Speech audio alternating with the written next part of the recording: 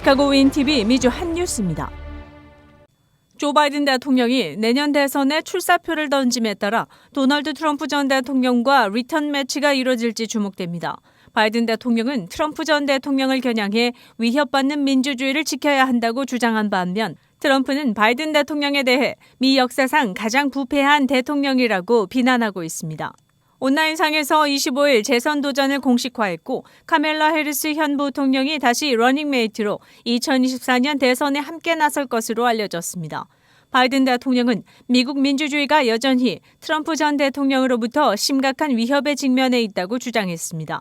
또 전국적으로 극단주의자들이 자유를 빼앗고 사회보장을 삭감하면서 매우 부유한 계층의 세금을 감면하고 여성 건강 관련 결정을 지시하고 책을 금하며 사람들이 사랑할 수 있는 상대를 규제한다며 목소리를 높였습니다. 또 더 많은 일자리 창출과 새로운 도로, 교량 건설을 위한 자금 조달 행적 등을 자랑스럽게 내세웠습니다. 트럼프 전 대통령은 기다렸다는 듯이 비난을 퍼부었습니다. 자신의 소셜미디어 영상에서 이처럼 비참하고 실패한 대통령직을 수행하면서 다시 출마하는 것은 상상할 수조차 없다고 말했습니다. 지난 대선 때의 선거 조작설을 다시 언급하기도 했습니다. 또 미 가정이 반세기 만에 최악의 인플레이션으로 죽어가고 있으며 은행이 파산하고 미 통화는 폭락하면서 달러는 더 이상 세계 표준이 되지 않을 것이라고 주장했습니다. 공화당의 다른 후보들에 앞서고 있는 그는 대선에서 맞붙을 가능성이 커졌습니다. 그는 최근 성관계 입막음돈 제공 혐의로 뉴욕 검찰로부터 형사 기소된 이후 지지층 결집 효과를 누리고 있습니다. 뉴욕타임스는 이들이 다시 대결을 펼친다면 1956년 드와이트 아이젠하워가 당시 대통령인 애들레이 스티븐슨 후보와 대결한 이후 처음으로 동일 후보가 다시 대선에서 만나는 것이라고 설명했습니다.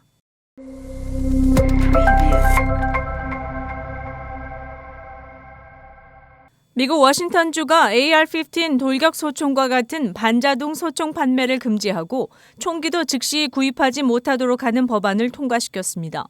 총기 제조업자들을 상대로 소송도 제기할 수 있게 됩니다. 제이 인즐리 주지사는 25일 이런 내용의 총기 규제 법안에 서명했으며 즉시 발효됐습니다. 따라서 반자동 총기의 판매와 제조, 유통이 금지되며 30인치 이하의 모든 자동 소총에 적용됩니다. 또 총기는 즉시 구입할 수 없으며 구입 전 안전교육과 함께 10일간의 대기 기간을 거쳐야 합니다. 또 미성년자나 총기 밀매업자 등 총기를 소지해서는 안 되는 이들이 총기를 소지하지 않도록 총기 제조업자들이 합리적인 통제를 해야 하며 그렇지 않을 경우 제조업자들을 상대로 소송도 제기할 수 있게 됩니다. 워싱턴주의 이런 법안 시행은 전국에서 총기 난사가 잇따라 발생하는 가운데 나와 다른 주들의 눈길을 끌고 있습니다.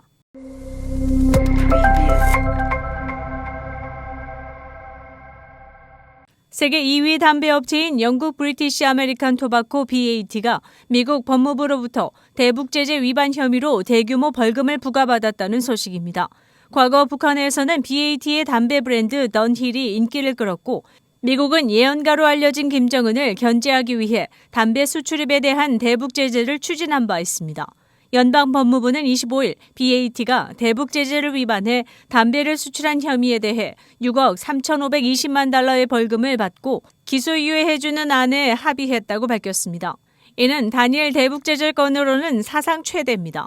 블룸버그는 BAT와 BAT 마케팅 싱가포르는 은행 사기법과 국제 비상경제권법을 위반하며 제3자 회사를 통해 북한에 수년간 담배를 팔아온 것으로 밝혀졌다고 전했습니다. 싱가포르 주재 북한 대사관에 담배를 팔고 미 금융기관을 통해 송금을 진행하는 방식으로 대북 제재를 우회한 것으로 알려졌습니다. 또 BAT는 북한과 담배 제조 합작 공장을 설립해 사업에 관여한 것으로 전해졌으며 북한은 담배를 되팔아 막대한 수익을 올린 것으로 드러났습니다. 연방재무부 측은 BAT가 수년간 북한의 담배 사업에 협력했으며 북한의 대량 살상무기 확산 네트워크와 연결된 조력자들에게 의존했다고 밝혔습니다. 브라이언 넬슨 재무부 테러 및 금융정보 담당관은 법무부 역사상 단일 최대 규모의 북한 제재 처벌이며 미국의 제재 위반에 대해 전 세계 기업에 경고한 것이라고 설명했습니다. BAT는 영국 10대 기업 중 하나로 럭키 스트라이크, 던힐 등의 담배 브랜드를 소유하고 있습니다.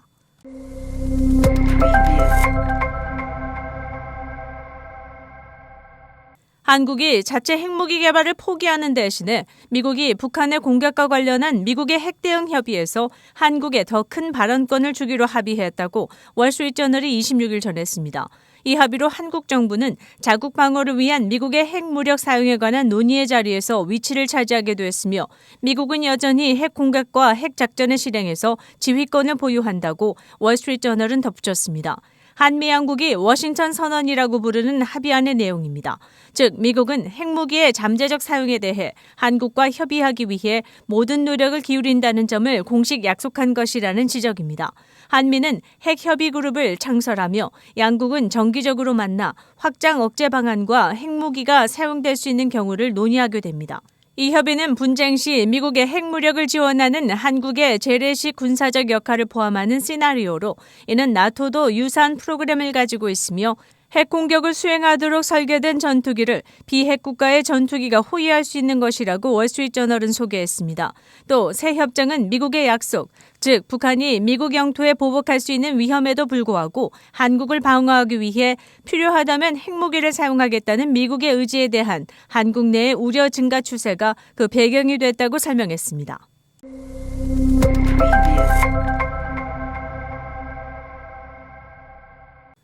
제2차 세계대전 때인 1942년 호주인 등 14개국 포로 1,060명 등을 태운 채 침몰한 일본 수송선이 최근 발견됐다는 소식입니다.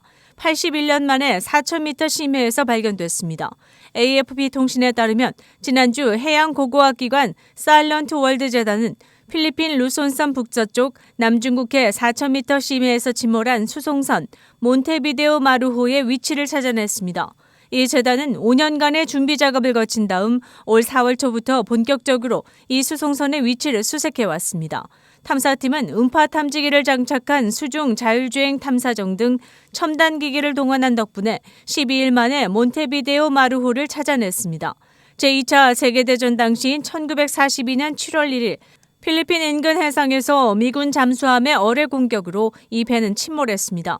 침몰 당시 이 배에는 군인 850명, 민간인 210명 등 14개국 포로 1,060명이 타고 있었으며 호주인이 979명으로 알려졌습니다. 전쟁 중 일본 수송선을 해상에서 발견하고 미군은 어뢰로 공격했는데 미군 잠수함 측은 이 배에 일본군에게 잡힌 여러 나라의 전쟁 포로가 탑승한 사실을 몰랐던 것으로 알려졌습니다. 이 수송선의 침몰은 호주 역사상 최악의 해양 참사로 꼽힙니다. 그러나 난파선의 정확한 침몰 위치는 수십 년 동안 파악되지 못했는데 아마도 너무 깊은 바닷속이라 찾기가 쉽지 않았다는 지적입니다. 윈TV 채널 24.5는 안테나를 통한 공중파 방송을 통해 시청할 수 있습니다. 일리노이 주민들이 향후 운전면허증 관련 일을 보려면 차량국에 미리 약속을 하고 방문해야 할 것으로 보입니다. 현재는 서비스 업무에 따라 다르지만 미리 예약을 하고 차량국을 방문하던가 어느 지역은 직접 방문이 허용되기도 합니다. 그러나 일리노이주 내 더 많은 차량국들이 이제 예약을 받는 것을 선호하고 있습니다. 따라서 운전면허증이나 ID카드를 갱신하려면 반드시 먼저 약속 시간을 잡아야 할 것으로 알려졌습니다. 예약 없이 그냥 차량국을 방문해서 일을 처리할 수 있는 것은 차량 번호판 스티커를 갱신하는 등 차량 관련 서비스뿐입니다.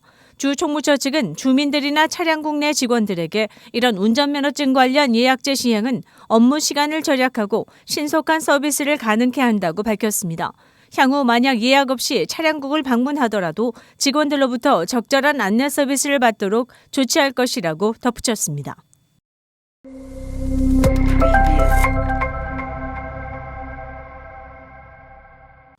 미중 갈등으로 미국 주식시장에 상장된 중국 기업들의 주식 가치가 4월에만 1,000억 달러 곤두박질했습니다. 반도체와 대만 문제를 둘러싸고 미중 긴장 고조로 투자자들이 보유 주식을 매도하고 있는 것으로 나타났습니다. 미국 증시에 상장된 주요 중국 기업의 주가를 추종하는 나스닥 골든 드래곤 차이나 지수가 최근 연속 하락하며 올 4월부터 무려 10% 이상 하락했습니다. 블룸버그 통신은 이런 차이나 지수는 지난 10월 이후 최저치를 기록하며 이달에만 1,000억 달러가 넘게 증발했다고 전했습니다. 또 중국의 소비 반등이 예상보다 빠른 경제활동 회복을 견인하고 있음에도 불구하고 투자자들이 중국 주식에 대한 긍정적인 시각을 포기한 상태라며 미중 긴장 관계 고조로 중국 주식에 대한 비중을 줄이고 있다고 덧붙였습니다. 제니 옐런 미 재무장관이 방문 등 유화 제스처를 보내고 있지만 바이든 대통령은 중국 첨단 기술 분야에 대한 미국 민간 기업의 투자 제한 조치를 추가로 내놓을 예정입니다. 이에 따라 스위스 자산운용사 UBP는 지정학적 위험을 거론하며 최근 중국 주식에 대한 투자 의견을 비중 확대해서 중립으로 하향했으며 캐나다의 온타리오 교직원 연금 역시 홍콩의 아시아 주식 투자팀을 단계적으로 축소한다고 밝히고 있는 추세입니다.